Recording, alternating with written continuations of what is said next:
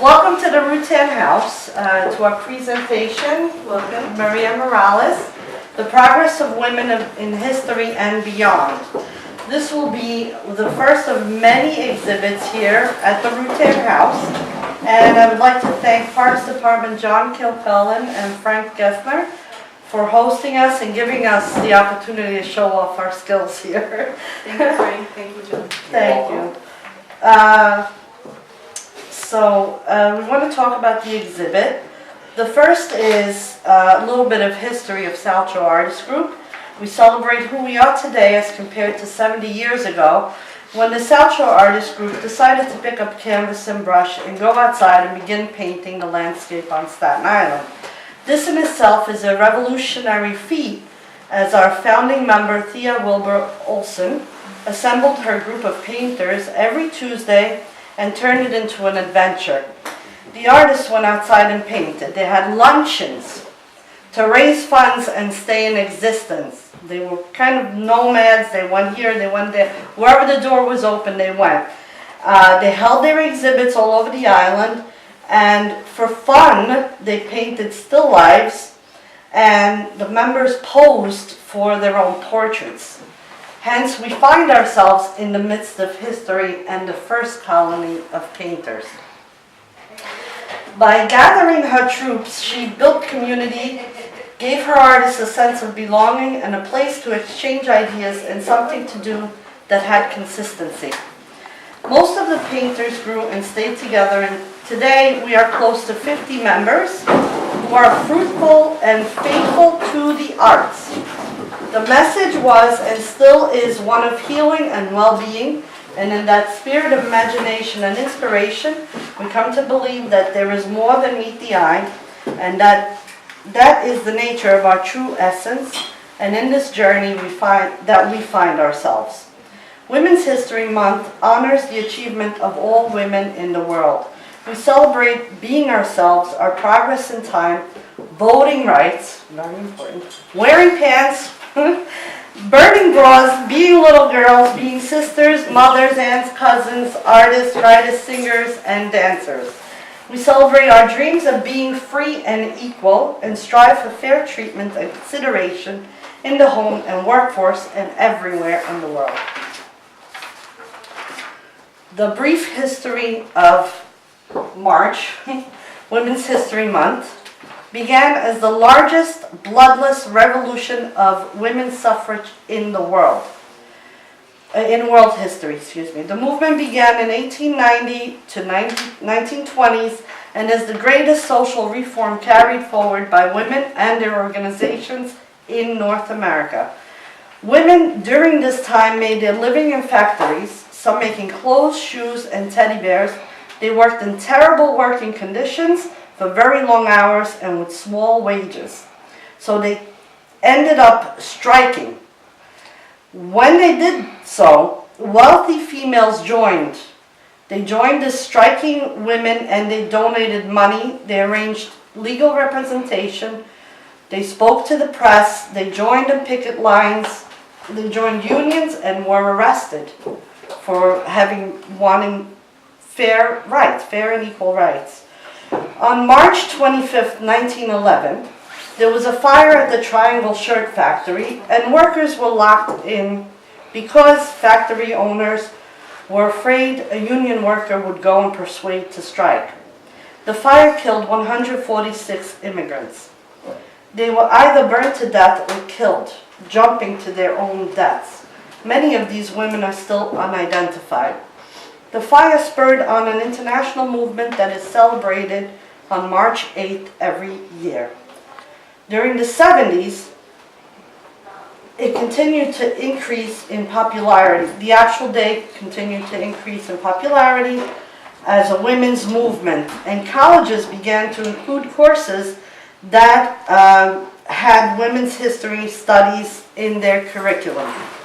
In 1987, Congress extended the day into an entire month of celebration.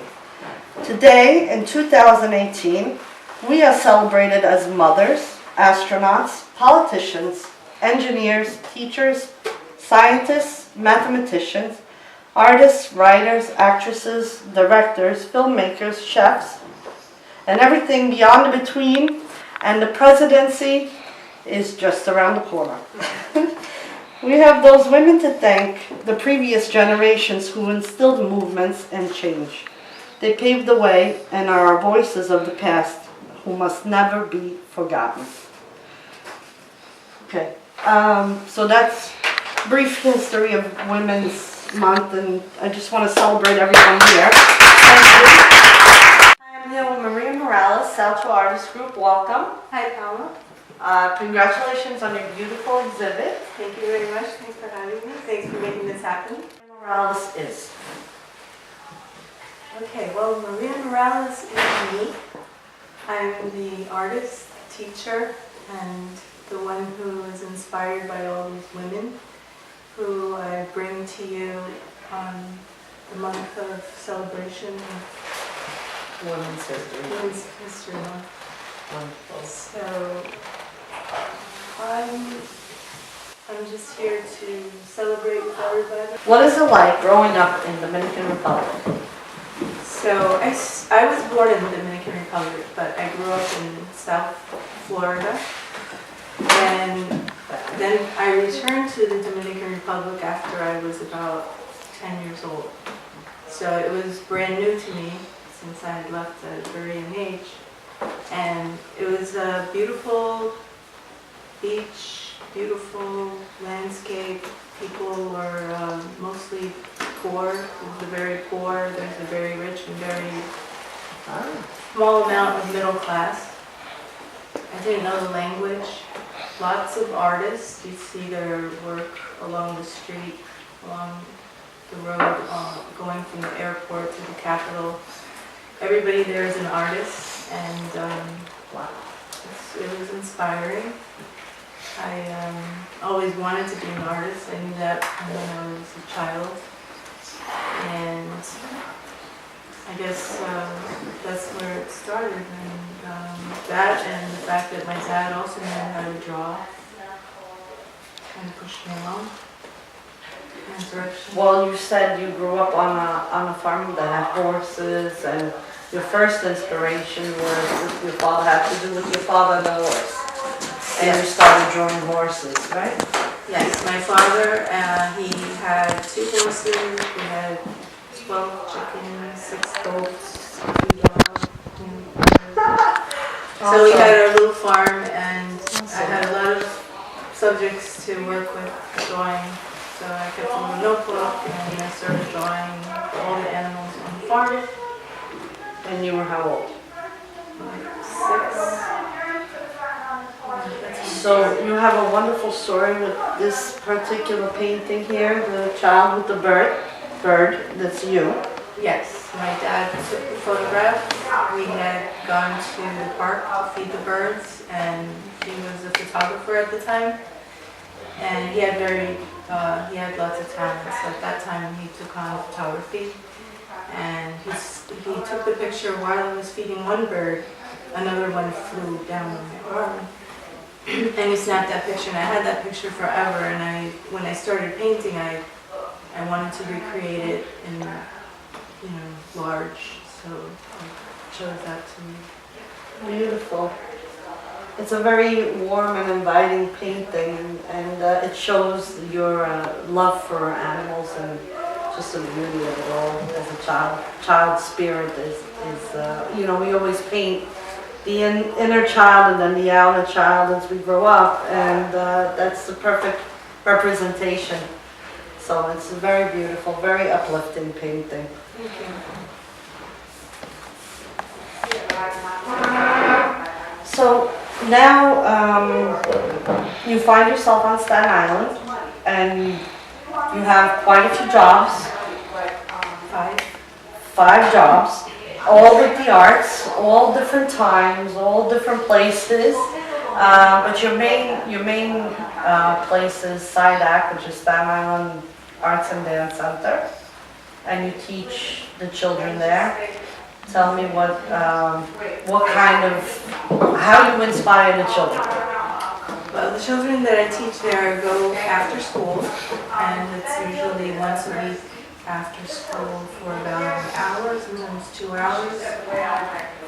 And I try to inspire them with different things that they've never used before, and try and create challenging things that they think that they might not be able to do.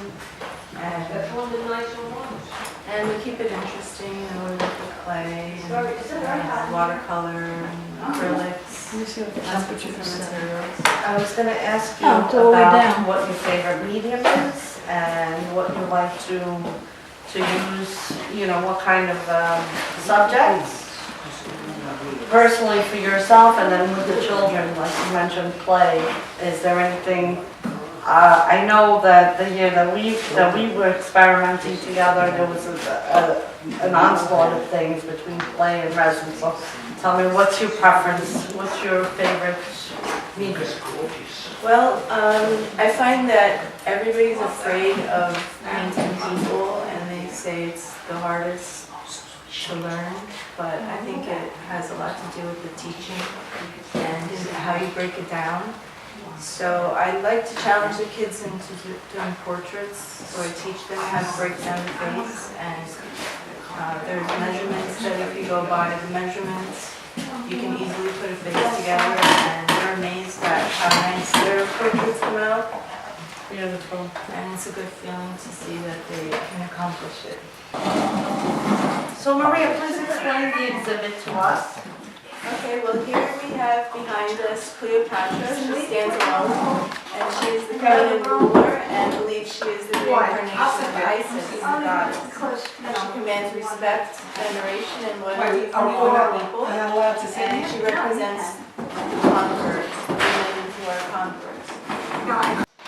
For the Renaissance era, we have Lady Godiva, Madonna of Bruges, Madonna Vallata, Mona Lisa, Birth of Venus, Leda and the Swan, Venus, the Angel Gabriel, Mary Queen of Heaven, all representing spirituality in the world, holiness, the divine birth, and receiving of the gift of knowledge. Sometimes artists feel as if we have a breath of knowledge, and this is what binds us. Then we have, on the far left, we have flappers and the tango dancers. And this is no longer a generation who was conquered. Flappers were the rebels of the 1920s who saved the day by cutting their hair. They're introducing the jazz, smoking, wearing short skirts, and ever so shocking having sex conversations. We share a common tribal dance and ancestry through rhythm, instrument, and technique. Music brings us together in unity, and the tango is the dance of all immigrants. Then we have, we spoke about child to adult. Over here in the corner, there's the future, which is the alien, which I created with clay, and topped it off with resin, which is a new medium that we've been experimenting with. It's a female representation of the spirit, and it's commemorating the stars, hence Virgo, constellation, and futuristic paintings. So we have Virgo in the corner over there. We have Sagittarius, represented by half female, half horse. Intentionally included Sagittarius and Neptune because where there is feminine essence, that is meeting the masculine essence. The goal of every superwoman is to tame the beasts, or in this case, gods and demigods, and end violence. So we learned that men can be struck blindly by women's beauty, that we are constantly on their mind and imagination, and that we are seen as their fertile land. We are celebrated by poets, written and sung about. We are fashion icons, moving in the economy, entrepreneurs, and nurturers, healers who are also immortalized as sex symbols, humanitarians, and model citizens, and movements for change. We can be rulers, and we have been fought over in wars. We are the hearth of the home and family, representing the seasons of change, abundance, and nourishment. Throughout this exhibit, you will find hints of the essence of femininity as birth and rebirth, joy, playful and fun, and the child grown up in search of the meaning of life, health, service, and healing. So all of these paintings are here to celebrate Women's History Month, and hopefully you will walk away with a sense of celebration. Thank you.